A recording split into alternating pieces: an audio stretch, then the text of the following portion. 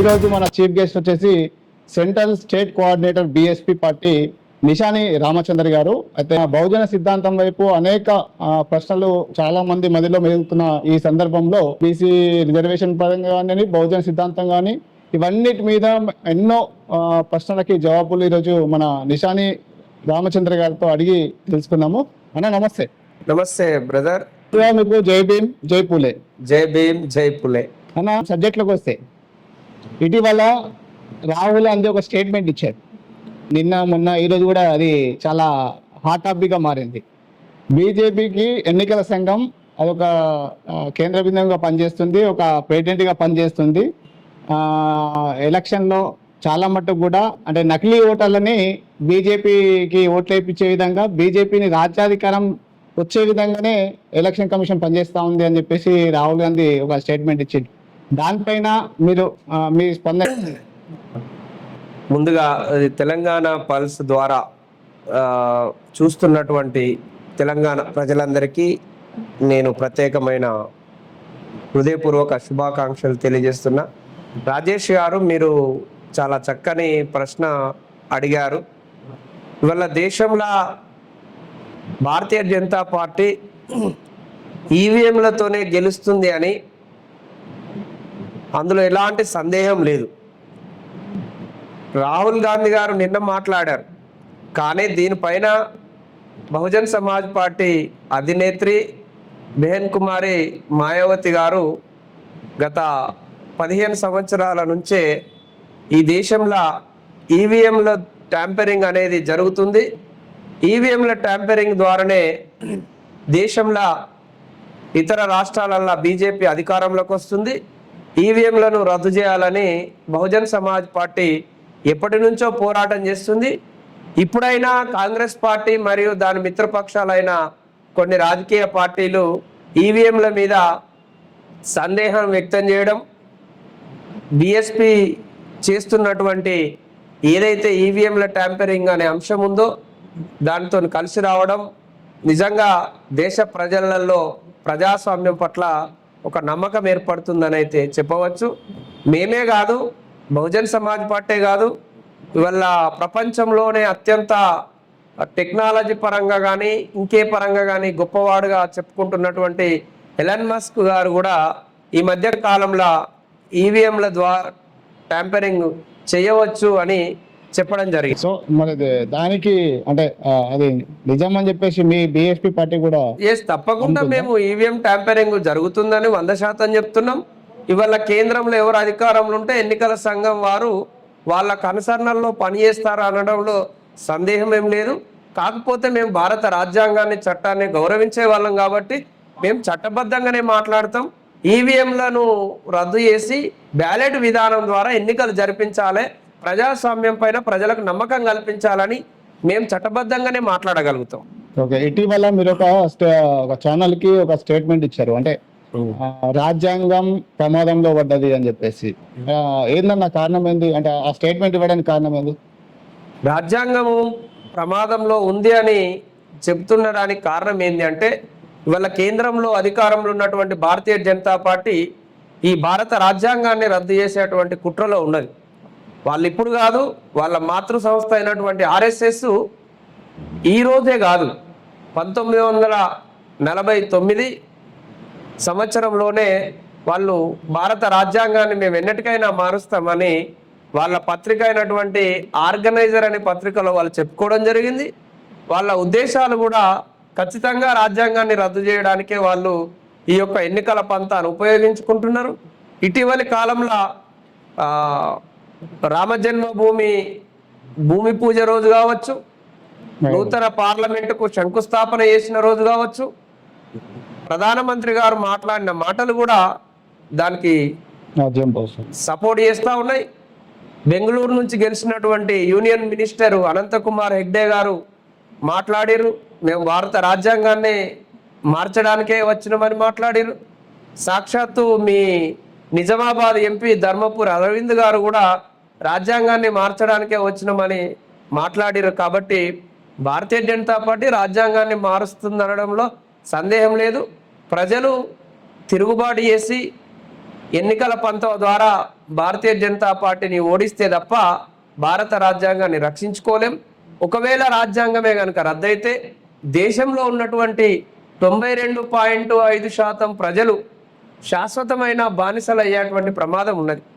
అందులో మహిళలు, బీసీలు, ఎస్సీలు, ఎస్టీలు, మత మైనారిటీలు, అగ్రకులాలలో ఉన్నటువంటి మహిళలు కూడా బానిసత్వంలోకి పోయే ప్రమాదం ఉంది. భారత రాజ్యాంగం ద్వారా ఎవరైతే లబ్ధి పొందిరో, ఎవరైతే గౌరవాన్ని పొందుతురో వాళ్ళందరూ వాళ్ళ మళ్ళీ శాశ్వతమైన బానిసత్వంలోకి పోయే ప్రమాదం ఉంది. కాబట్టి మేము భారత రాజ్యాంగాన్ని రక్షించడం కోసమే బహుజన ఉద్యమం అనేది జరుగుతుంది. ఓకే, ఇప్పుడు ఈ బహుజన సిద్ధాంతం, బహుజన ఉద్యమం అని చెప్పేసి అంటున్నారు కదా, ఇది ఏమన్నా అంటే హిందూ మతానికి వ్యతిరేకమా? చూడండి రాజేష్ గారు, అంటే ఎందుకంటే వాంటెడ్లీ బీజేపీ అంటే చాలా మట్టుకు కూడా హిందూ రిలేటెడ్ ఉన్న క్యాస్ట్లన్నీ కూడా బీజేపీ సైడ్ టర్న్ అవుతా ఉన్నాయి. అంటే కొద్దిగా భావాజాలం పెరుగుతూ ఉంది. ఈ మూమెంట్లో కొద్దిగా ఈ బహుజన సిద్ధాంతం పక్కదోవ పడుతుందేమో అన్నట్టు కూడా కొన్ని జరుగుతున్నాయి కదా.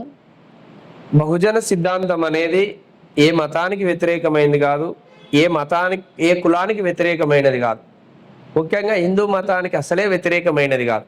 బహుజన సిద్ధాంతం అనేది సర్వజన హితాయ సర్వజన సుఖాయ అనేటువంటి నినాదంతో, విధానంతో మేము ముందుకు పోతున్నాం. బహుజన సిద్ధాంతం ద్వారా సమాజంలో ఎవరైతే సామాజికంగా, సాంస్కృతికంగా, ఆర్థికంగా, రాజకీయంగా వెనుకబడిపోయిన ప్రజలు ఉన్నారో వాళ్ళందరినీ అన్ని రంగాలలో అభివృద్ధి పరచడం కోసమే ఇవాళ బహుజన ఉద్యమం అనేది పనిచేస్తుంది. ఈ బహుజన సిద్ధాంతం ద్వారా సమాజంలో మెజారిటీగా ఉన్నటువంటి బీసీలు, వాస్తవానికి అంటే ఇప్పుడున్న సిచ్యువేషన్ లో ప్రజెంట్ అందరు అంటే బీసీ చాలా మట్టుకు కూడా ఈ కులవృత్తులు అనే రాష్ట్రాలు కూడా ఈ బీజేపీ సెట్ అనేది అంటే వాళ్ళ నుంచి ఈ బీజేపీ నుంచి మరి బహుజన సిద్ధాంతం వైపు బీఎస్పీ ఎట్లా మళ్ళిస్తారు? ఇవాళ బీజేపీ దగ్గర రాజకీయంగా ప్రజలను చైతన్యపరచడానికి ఇలాంటి అస్త్రాలు లేవు. ఇంకొక మాట ఏంటంటే బీజేపీకి ప్రజలు చైతన్యం కావడం ఇష్టం లేదు. అందువల్లనే మతాన్ని ముందు పెట్టి బీజేపీ వల్ల రాజకీయాలు చేస్తుంది. నిజంగా బీజేపీకి రాజకీయాలు చేసే దమ్ముంటే రాజకీయాలు మాట్లాడుకుందాం రండి. కానీ మీరు గోవులను ముందడబెట్టి, గోపురాలను ముందడబెట్టి, రామ మందిరాన్ని ముందడబెట్టి, ఆవును ముందడబెట్టి రాజకీయాలు చేస్తామంటే ఎవరిక్కడ ఊరుకునే వాళ్ళు లేరు. మేము గోవులకు వ్యతిరేకం కాదు, మేము గోపురాలకు వ్యతిరేకం కాదు. ఇవాళ నా పేరు రామచంద్రం, నా పేరులోనే రామచంద్రుడు ఉన్నాడు. మేము చిన్నప్పటి నుండి ఆవులా కాసినాం. బీజేపీ వాళ్ళు రాజకీయాలు చేయడం చేతగాక గోపురాన్ని అడ్డం పెడుతున్నారు, గోవులను అడ్డం పెడుతున్నారు. అంతే తప్ప వాళ్ళ దగ్గర ఎలాంటి రాజకీయ పరమైనటువంటి సిద్ధాంతం లేదు. ఇంకేందంటే ప్రజలను ఎప్పుడు వాళ్ళు మూఢనమ్మకాలలో ఉంచాలని చూస్తారు. మేము ప్రజలను చైతన్యవంతులను చేయాలని చూస్తాం.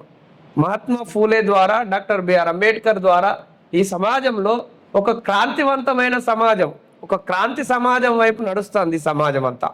చీకటి యుగం నుంచి బహుజన సిద్ధాంతం పూర్తి స్థాయిలో అంటే కింది వరకు వెళ్ళగలుగుతుందా? బహుజన సిద్ధాంతం అనేది కింది స్థాయిలో దాకా వెళ్ళిందండి. దీనికి నిదర్శనం ఏంటి అంటే ఇవాళ కేంద్ర రాష్ట్ర ప్రభుత్వాలు ఎన్నడూ బాబాసాహెబ్ అంబేద్కర్ పేరు చెప్పడానికే ఇష్టం లేనటువంటి బీజేపీ నాయకులు, బాబాసాహెబ్ చిత్రపటాలకు దండలేనటువంటి బీజేపీ నాయకులు ఇవాళ బాబాసాహెబ్ అంబేద్కర్ చిత్రపటాల ముందు, విగ్రహాల ముందు మోకరిల్లుతున్నారంటే బహుజన సిద్ధాంతం ఎంత బలంగా వాళ్ళ మీద ప్రభావం చూపుతుందో అర్థం చేసుకోవచ్చు. మహాత్మా జ్యోతిబా పులే పేరే తెలియనటువంటి ఈ సమాజంలో మహాత్మా జ్యోతిబా పులే పేరు మీద యూనివర్సిటీలు వస్తున్నాయి, మహాత్మా జ్యోతిబా పులే పేరు మీద స్కూళ్ళు వస్తున్నాయి, మహాత్మా జ్యోతిబా పులే విగ్రహాలను వల్ల కేంద్ర రాష్ట్ర ప్రభుత్వాలైనటువంటి కాంగ్రెస్ బీజేపీలు పెడుతున్నాయి. అంటే బహుజన సిద్ధాంతం వాళ్ళ మీద ఎంత బలంగా పనిచేస్తుందో ఈ ఉదాహరణలను బట్టి మనకు తెలుస్తుంది. ఓకే, ఇప్పుడు బీసీ రిజర్వేషన్ వస్తే బీసీ రిజర్వేషన్ పైన మరి బీఎస్పీ పార్టీ కట్టుబడి ఉందా? రాజేష్ గారు, బీసీలకు రిజర్వేషన్లను అమలు చేయించినటువంటి పార్టీ బిఎస్పి. ఎందుకు చెప్తున్న ఈ మాట? సమాజంలో చాలా మందికి తెలియకపోవచ్చు. భారత రాజ్యాంగంలో బాబాసాహెబ్ అంబేద్కర్ గారు ఆర్టికల్ 340 ద్వారా సమాజంలో ఉన్నటువంటి ఆర్థికంగా, సామాజికంగా, రాజకీయంగా, సాంస్కృతికంగా వెనుకబడిన కులాలను గుర్తించి వాళ్ళను బీసీలుగా గుర్తించాలని చెప్పిండు. బీసీలుగా గుర్తించడానికి రాష్ట్రపతి ఒక కమిషన్ వేయాలని చెప్పిండు. బీసీలను గుర్తించడానికి రాష్ట్రపతి గారి చేత కమిషన్ వేయకుండా కాంగ్రెస్ ప్రభుత్వం నిర్లక్ష్యం చేసింది. కాబట్టే బీసీ రిజర్వేషన్లకు కాంగ్రెస్ ప్రభుత్వం సిద్ధంగా లేదు. కాబట్టే బీసీ రిజర్వేషన్ల బిల్లును తయారు చేసినటువంటి బాబాసాహెబ్ అంబేద్కర్ పార్లమెంటులో ప్రవేశపెడతానంటే కాంగ్రెస్ ప్రభుత్వం అడ్డుకున్నది. కాబట్టే బాబాసాహెబ్ అంబేద్కర్ తన మంత్రి పదవికి, తన పార్లమెంట్ సభ్యత్వానికి రాజీనామా చేసి బయటకు వచ్చాడు. ఇది 1952 విషయం.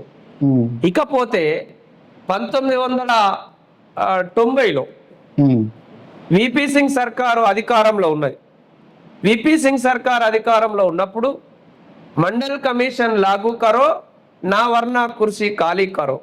మండల్ కమిషన్ రిపోర్ట్ అమలు చేస్తారా, మీ ప్రధానమంత్రి కుర్చీ ఖాళీ చేస్తారా అని బహుజన్ సమాజ్ పార్టీ వ్యవస్థాపకులు మాన్యవర్ కాన్షీరామ్ గారు 48 రోజులు పార్లమెంటు ముందట నిరవధిక నిరసన ప్రదర్శన చేయడం వల్ల విపి సింగ్ సర్కారు మెడలు వంచి మాన్యవర్ కాన్షీరామ్ గారు బీసీలకు రిజర్వేషన్లను అమలు చేయించగలిగిండు.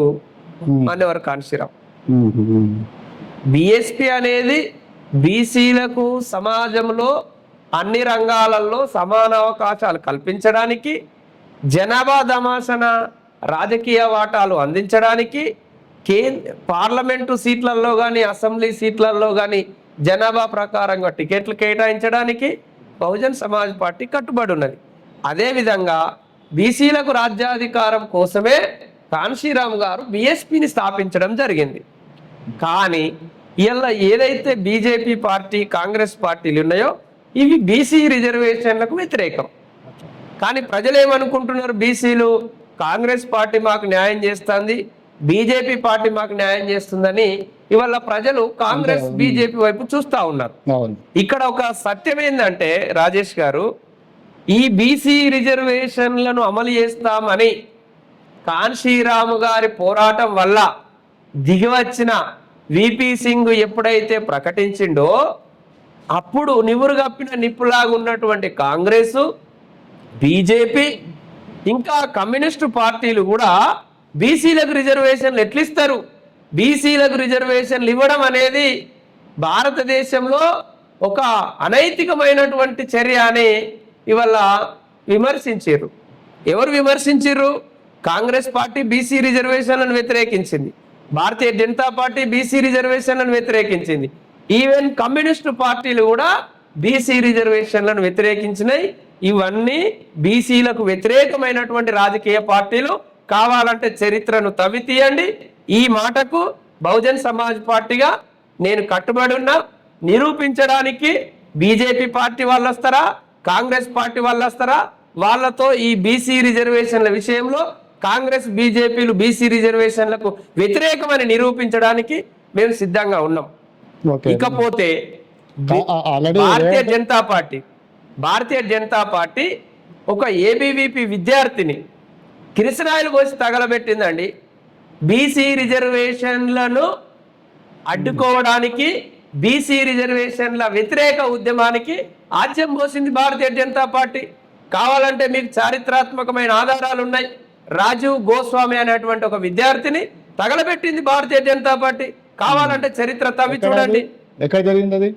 బీసీ రిజర్వేషన్ల వ్యతిరేక ఉద్యమం దేశవ్యాప్తంగా ఆందోళన జరిగినప్పుడు జవహర్ లాల్ నెహ్రూ యూనివర్సిటీ స్టూడెంట్ అయినటువంటి రాజీవ్ గోస్వామి యొక్క స్టేట్మెంట్ ఇవాళ ఆన్ రికార్డ్ స్టేట్మెంట్ ఉన్నది.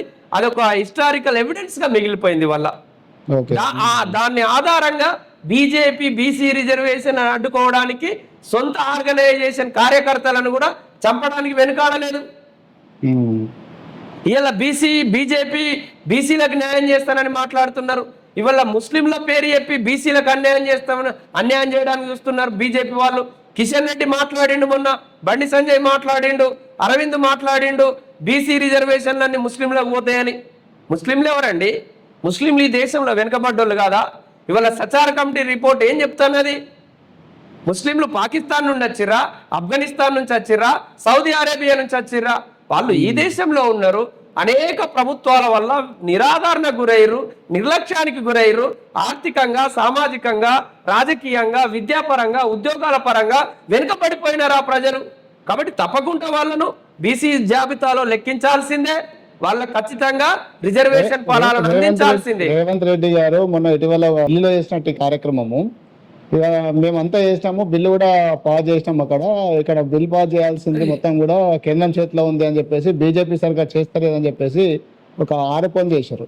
ఇప్పుడు రాను రాను అదే ఒక ఎలక్షన్ ఏజెండాగా తీసుకెళ్లి కాంగ్రెస్ పార్టీ బీజేపీ బీసీకి వ్యతిరేకమనే ఒక బూచిలా ఉంచి కాంగ్రెస్ పార్టీ మొత్తం కూడా లోకల్ బాడీస్ ఎన్నికల్లో గెలవాలని చెప్పేసి చూస్తుంది. దాన్ని ఎట్లా చూస్తారు? బీజేపీ మాత్రమే బీసీ రిజర్వేషన్లకు వ్యతిరేకం కాదు, కాంగ్రెస్ పార్టీ కూడా బీసీ రిజర్వేషన్లకు వ్యతిరేకమే. ఆడలేక మధ్యలో ఓడిన అన్నట్టుగా కామారెడ్డి డిక్లరేషన్లో మీరు మాట్లాడిన మాటలు ఒకసారి తీయండి, మీ యొక్క డిక్లరేషన్ ఒకసారి బయట పెట్టండి. కామారెడ్డి డిక్లరేషన్లో ఏం చెప్పారు? రాహుల్ గాంధీ ప్రధానమంత్రిని చేసి బీసీ రిజర్వేషన్లు సాధించుకుంటామని చెప్పిర్రా? బీసీ రిజర్వేషన్లకు బీజేపీ అడ్డుకుంటుంది కావచ్చు అని చెప్పి రానాడు. మీరేం మాట్లాడారు? ఇవాళ అవన్నీ హిస్టారికల్ ఎవిడెన్స్గా ఉన్నాయి, అవన్నీ బయటికి తీద్దాం. బీసీ రిజర్వేషన్లకు ఎవరికి చిత్తశుద్ధి ఉందనేది ఇవాళ తేలిపోతుంది. కాంగ్రెస్ బీజేపీలు దొంగ నాటకాలు ఆడుతున్నాయి. ఇవి రెండు కూడా బీసీ రిజర్వేషన్లకు వ్యతిరేకమే. బీసీలు ఎవరు కూడా కాంగ్రెస్ బీజేపీని నమ్మడానికి వీల్లేదు. ఇవాళ రెండే బీసీ రిజర్వేషన్లకు వ్యతిరేకమైన పార్టీ. ఓకే, ఇప్పుడు లోకల్ బాడీస్కి వస్తే బీఎస్పీ పార్టీ అంటే ఇప్పటివరకు పోటీ చేయలేకపోవడానికి కారణం ఏంటి? బహుజన్ సమాజ్ పార్టీ పోటీ చేయకుండా ఎప్పుడు లేదండి. బహుజన్ సమాజ్ పార్టీ ప్రతి సార్వత్రిక ఎన్నికలలో బహుజన్ సమాజ్ పార్టీ పోటీ చేస్తుంది. పార్లమెంట్లకు పోటీ చేస్తుంది, అన్ని అసెంబ్లీలకు పోటీ చేస్తుంది, స్థానిక సంస్థల ఎన్నికలలో కూడా బహుజన్ సమాజ్ పార్టీ పోటీ చేయడం జరుగుతుంది. తప్పకుండా బహుజన్ సమాజ్ పార్టీ అన్ని ఎన్నికలలో పోటీకి సిద్ధంగా ఉంటుంది. సో ఈసారి తప్పకుండా ఈసారి స్థానిక సంస్థల ఎన్నికలలో బహుజన్ సమాజ్ పార్టీ పోటీలో ఉంటుంది. ఓకే, ఆ ఎన్నికలకు వెళ్ళే ముందు మీ ఏజెండా ఏంటి? మాకు అంటూ ఎన్నికల ఎజెండా అంటూ ఏముండదండి. బహుజన్ సమాజ్ పార్టీకి ఎన్నికల మేనిఫెస్టో ఉండదు. బహుజన్ సమాజ్ పార్టీ యొక్క మేనిఫెస్టో భారత రాజ్యాంగం. భారత రాజ్యాంగాన్ని తూచా తప్పకుండా అమలు చేయడమే బహుజన్ సమాజ్ పార్టీ యొక్క ఎన్నికల మేనిఫెస్టో. ఈ దేశంలో ఎన్నికల మేనిఫెస్టో ప్రకటించినటువంటి పార్టీ ఒకటి, అది బహుజన్ సమాజ్ పార్టీ. ఓకే, మాకు ఒక చివరిగా చాలా రోజుల నుంచి కూడా ఒక సందిగ్ధం అంటే ఒకప్పుడు అందరికి తెలిసిందే, మా ద్వారా కూడా మా ఛానల్ ద్వారా కూడా చాలా మందికి తెలియాల్సింది. కాన్షీరామ్ గారు పెన్ను సిద్ధాంతం ఏంది? కాన్షీరామ్ గారి పెన్ను సిద్ధాంతం అనేది చాలా గొప్ప ప్రశ్న వేశారు రాజేష్ గారు. కాన్షీరామ్ గారు పెన్ను సిద్ధాంతం ఏం చెప్తుందంటే, ఎప్పుడు ఆ మహానుభావుడు చేతిలో పెన్ను పట్టుకొని ఇలా చెప్పేవాడు. దీని యొక్క ఉద్దేశం ఏంటంటే, ఈ సమాజం అంతా ఎక్కువగా చదువుకున్నటువంటి సమాజం, అక్షరాస్యత ఎక్కువగా లేని సమాజం మనది. ఆ సమాజానికి అర్థమయ్యే రీతిలో ఈ సమాజంలో ఉన్నటువంటి రాజకీయాలను, ఈ సమాజంలో ఉన్నటువంటి ఆధిపత్య వర్గాలను, ఈ రాజ్యాధికారము, పరిశ్రమలు, సంపద ఎవరి చేతుల్లో ఉందని చెప్పడానికి, ప్రజలకు అర్థమయ్యే విధంగా చెప్పడానికి కాన్షీరామ్ గారు ఈ పెన్ను సిద్ధాంతాన్ని చెప్తుండండి. ఇలా చూసినట్టయితే ఈ సమాజంలో ఉన్నటువంటి దోపిడి వర్గాలు, ఈ సమాజంలో ఉన్నటువంటి దోపిడి వర్గాలు వీళ్ళు ఎంత శాతం ఉంటారు? వీళ్ళు 15% ఉంటారు. ఈ సమాజంలో ఉన్నటువంటి శ్రామిక వర్గాలు, ఈ సమాజంలో ఉన్నటువంటి బీసీలు, ఎస్సీలు, ఎస్టీలు, మత మైనారిటీలు, ముఖ్యంగా వీళ్ళంతా బహుజనులు. కాబట్టి ఇవాళ మనువాదులేమో 15% ఉన్నారు, బహుజనులేమో 85% ఉన్నారు. మరి ఒకప్పుడు రాజులు రాణి కడుపున పుట్టేవాళ్ళు, ఇప్పుడేమో రాజులు ఓట్లకి ఎనుబడుతున్నారు. కాబట్టి 85% ఉన్నటువంటి సమాజం యొక్క ఓట్లు ఎక్కువ. కాబట్టి మనకు అన్ని రంగాలలో 85% వాటా కావాలి అని అర్థమయ్యే విధంగా ఈ పెన్ను సిద్ధాంతాన్ని కాన్షీరామ్ గారు చెప్తారు. ఎవరి జనాభా ఎంతో వారికంతా రాజకీయ వాటాలు అందాలని కాన్షీరామ్ గారు ప్రజలకు అర్థమయ్యే రీతిలో ఈ పెన్ను సిద్ధాంతాన్ని చెప్పడం జరిగింది. కాబట్టి ఇవాళ బహుజన్ సమాజ్ పార్టీ కూడా ఏ కులానికో ఏ మతానికో వ్యతిరేకం కాదు. సమాజంలో ఎవరి జనాభా ఎంతో అన్ని రంగాలలో వారికంత వాటాలు ఉండాలి అని చెప్తున్నటువంటి ఒక గొప్ప రాజకీయ సిద్ధాంతం బహుజన్ సమాజ్ పార్టీ యొక్క రాజకీయ సిద్ధాంతం. ఓకే, బీఎస్పీ తెలంగాణకు వచ్చేసరికి తెలంగాణలో మూమెంట్ ఎలా ఉందండి? బహుజన్ సమాజ్ పార్టీ తెలంగాణలో ఇవాళ కార్యకర్తలందరూ కూడా, మా కార్యకర్తలందరూ ఒక అమ్ముడుపోని సమాజాన్ని నిర్మించాలనేటువంటి ఒక గొప్ప ఆశయంతో, గొప్ప పట్టుదలతో ఇవాళ కార్యకర్తలందరూ కూడా గ్రామాన వెళ్తున్నారు. కాబట్టి ఈ సిద్ధాంతాన్ని మేము గ్రామాన తీసుకెళ్తున్నాం. అమ్ముడుపోయే సమాజాన్ని అమ్ముడుపోని సమాజంగా మార్చడమే మా యొక్క కార్యకర్తల యొక్క ఉద్దేశం. కాబట్టి తప్పకుండా ఇవాళ బహుజన్ సమాజ్ పార్టీ సిద్ధాంతం చాపకింది నీరులాగా తెలంగాణలో ఉన్నటువంటి 12,000 గ్రామాలను చేరుకుంటుంది. 12,000 గ్రామాలలో పార్టీ కార్యకర్తలు పనిచేస్తూ ఉన్నారు. ఇవాళ బహుజన్ సమాజ్ పార్టీ యొక్క రాజకీయ సిద్ధాంతాన్ని కూడా ఇవాళ మేము ప్రజలకు కార్యకర్తలు అర్థం చేపిస్తున్నారు. అయితే ఇప్పుడు విషయానికి వస్తే, అంటే యువత విషయానికి వస్తే, అంటే ఏ పార్టీ అయినా సరే యువత రాజకీయాలకు రావాలి, యువత ఏలాలి అని చెప్పేసి మాటలు చెప్తున్నారే కానీ సీట్ల దగ్గరకు వచ్చేసరికి మాత్రం యువతకు అవకాశాలు కల్పిస్తలేరు. దాని ద్వారా యువత చాలా వెనుకబడిపోయి ఉన్నారు. అట్లాంటి యువతకు మీరు ఇచ్చే సందేశం? మంచి మాట, మంచి ప్రశ్న వేశారు రాజేష్ గారు. యువతకు ఈ భారతదేశంలో ఉన్నటువంటి ప్రజలలో 50% పైగా యువత ఉన్నది ఈ దేశంలో. ఇలా యువతను సక్రమంగా వినియోగించుకునే తెలివి లేక ఈ పాలక ప్రభుత్వాలకు, ఈ పాలక కులాలకు, ఈ డబ్బున్న ఆధిపత్య వర్గాలకు భారతదేశంలో ఉన్నటువంటి యువతను వినియోగించుకోలేక ఇవాళ దేశాన్ని అన్ని రంగాలలో వెనక్కి నెట్టేస్తూ ఉన్నారు. ఇలా దేశంలో ఉన్నటువంటి యువత విదేశాలకు వలసపోతూ ఉన్నారు. ఇవాళ బహుజన్ సమాజ్ పార్టీగా మేము ఇచ్చేటువంటి సందేశం ఏంది యువతకు అంటే, ఇవాళ మీరు అరకొర జీతాలకు, చాలని జీవితాలతోని మీరు వెట్టి చాకిరి చేయాల్సినటువంటి అవసరం లేదు. ఈ సమాజంలో మనకంటూ రాజ్యాధికారం సాధించాలనేటువంటి ఒక పట్టుదలతో మనం ఉన్నాం. బహుజన కులాల చేతికి రాజ్యాధికారం వస్తే భారతదేశ పరిశ్రమలలో యువతకు సమాన అవకాశాలు లభిస్తాయి. పారిశ్రామికవేత్తలుగా యువతకు అవకాశాలు లభిస్తాయి. రాజ్యాధికారంలో యువతను భాగస్వామ్యం చేస్తాం. ఇవల్ల పార్టీలో ఆల్రెడీ బెహెన్జీ మాయావతి గారు యువతకు 50% రాజకీయ పదవులను కేటాయించింది బెహన్ కుమారి మాయావతి గారు. ఇలా జాతీయ కమిటీలో కానీ, రాష్ట్ర కమిటీలో కానీ, జిల్లా కమిటీలో కానీ, అసెంబ్లీ కమిటీలో కానీ, బూత్ స్థాయి కమిటీల వరకు యువతకు 50% రాజకీయ పదవులను కేటాయించింది. అదేవిధంగా రానున్న బహుజన రాజ్యంలో యువతకే అత్యంత ప్రాధాన్యతనివ్వడం జరుగుతుంది. ఇవాళ యువశక్తిని ఉపయోగించుకుంటేనే భారతదేశము ఇవాళ ప్రపంచ దేశాల కంటే అభివృద్ధిలోకి వచ్చేటువంటి అవకాశం ఉంటుంది. కాబట్టి బహుజన్ సమాజ్ పార్టీ యువతను ఖచ్చితంగా రాజకీయాలలోకి ఆహ్వానిస్తుంది. ఎందుకంటే రాజకీయాలల్లో గుండాలు, దొంగలు, దోపిడీదారులు, ఇవాళ దొంగ నోట్ల దందా చేసేటోళ్ళు, సారాయి దందా చేసేటోళ్ళు, ఉమెన్ ట్రాఫికింగ్ చేసేటోళ్ళు, ఇవాళ కుటుంబ దందా చేసేటోళ్ళు, గంజాయి దందా చేసేటోళ్ళు ఇలా రాజకీయాలలో ఉండి వ్యవస్థను భ్రష్టు పట్టిస్తున్నారు. కాబట్టి ఈ యొక్క మలినమైన భ్రష్టు పట్టిన రాజకీయాలు ప్రక్షాళన జరగాలంటే చదువుకున్న యువత పెద్ద ఎత్తున రాజకీయాలలోకి రావాలి. యువత రాజకీయాలలోకి వచ్చినప్పుడే ఈ దేశం బాగుపడుతుంది. అందుకోసం బహుజన్ సమాజ్ పార్టీ యువతకు టికెట్లు ఇవ్వడంలో కానీ, పార్టీ పదవులు ఇవ్వడంలో కానీ కట్టుబడి ఉన్నదని చెప్తా ఉన్నాం. చివరిగా తెలంగాణ పల్స్ మా ఛానల్ ద్వారా మీరు ప్రజలకు ఇచ్చే సందేశం ఏంటి? మేము మీ ఛానల్ ద్వారా ఈ తెలంగాణలో ఉన్నటువంటి ప్రజలకు ఇచ్చేటువంటి సందేశం ఏంటంటే, ఈ సమాజంలో ఉన్నటువంటి కొద్దిమంది డబ్బున్న పారిశ్రామికవేత్తల డబ్బులతోనే ఇవాళ కాంగ్రెస్, బీజేపీ, బీఆర్ఎస్ పార్టీలు ఇవాళ రాజకీయాలు చేస్తూ ఉన్నాయి. ఈ కాంగ్రెస్, బీజేపీ, బీఆర్ఎస్ రాజకీయ పార్టీల వల్ల ఇవాళ తెలంగాణలో ఉన్నటువంటి ప్రజా వ్యవస్థ, ఇవాళ సామాజిక వ్యవస్థ, ఇవాళ అన్ని వ్యవస్థలు కుంటుపడిపోయినాయి. ఇవాళ కేవలము ఇవాళ సమాజంలో ఉన్నటువంటి ప్రజలందరూ బాగుపడాలంటే మీరందరూ కూడా అమ్ముడుపోని సమాజంగా తయారు కావాలి.